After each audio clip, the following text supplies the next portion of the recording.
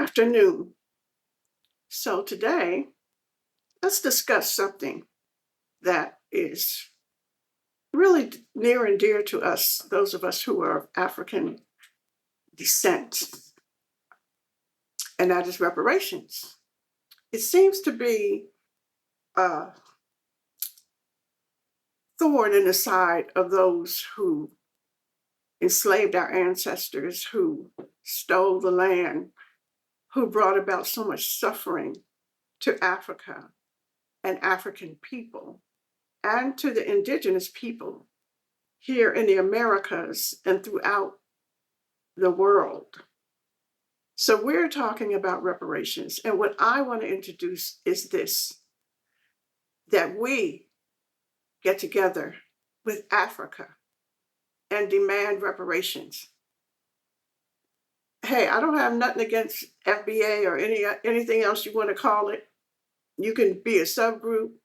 But what I'm telling you is this, that since they have Ibrahim Traore, they have been after him, trying to take him out because he's a thorn in their side, just like reparations is, because he took the land back.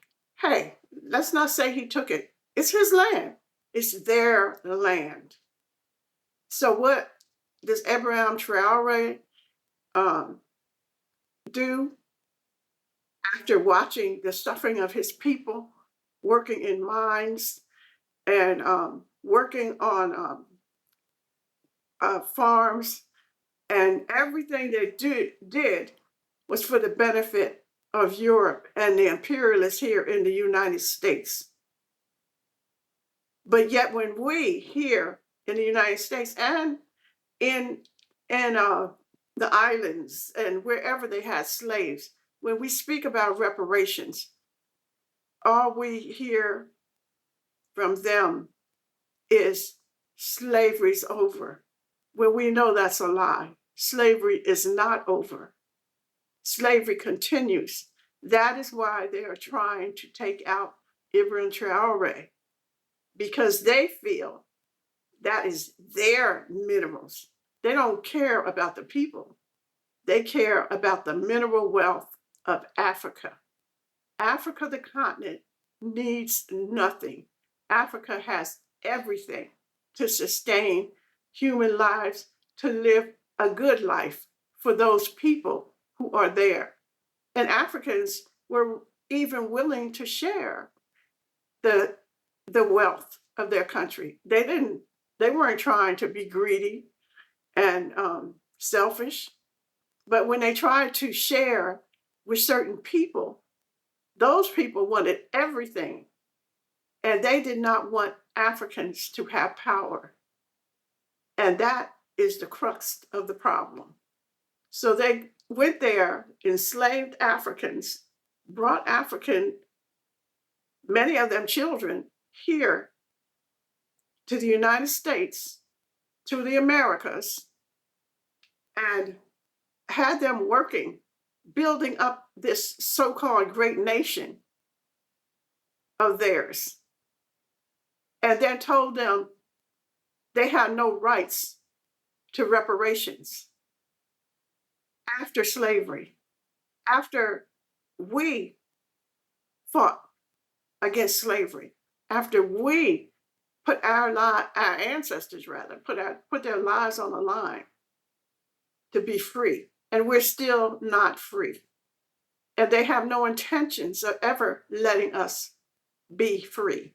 And in fact, we need to stop asking them and just be free. And we need reparations. We need to continue to demand it, but let's join with Africa. Let's join with the Caribbean. Let's join with other indigenous people who have suffered from slavery, so that Europe and America could go around parading, talking about they're the greatest nation on earth, which is a lie, unless you are into the most immoral, genocidal people on the face of the earth running shit, because that's what's happening right now. And America's not even trying to hide it anymore. Excuse me, not America, the United States of America are not even trying to hide it anymore. So let's do this.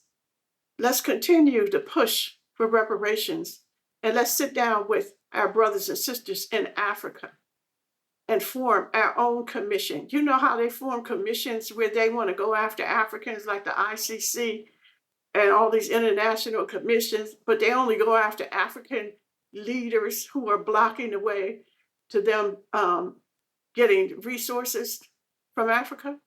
Okay, so let's do that. How about we join with Africans on the continent, and we in the diaspora, and we demand reparations. And until that happens, hey, let's withhold some of the mineral wealth coming out of Africa. And I'm serious.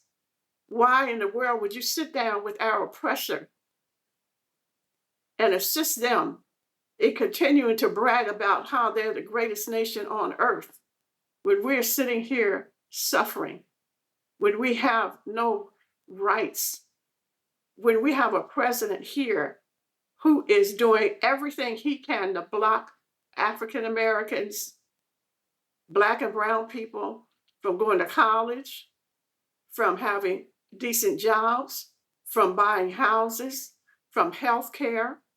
That's what's going on here in America, the United States right now. And at the same time, they're over in Africa trying to sit down with the Kenyan president and talking about their interests in Africa. But yet we here in the diaspora, our children are still being killed. Our young men and women are still being imprisoned. And we have no relief. The only relief that we have comes from unity. And I mean unity with everyone, with those in Africa, with those in the diaspora. Yes, let's do this thing. Talk about reparations. Don't stop talking about it.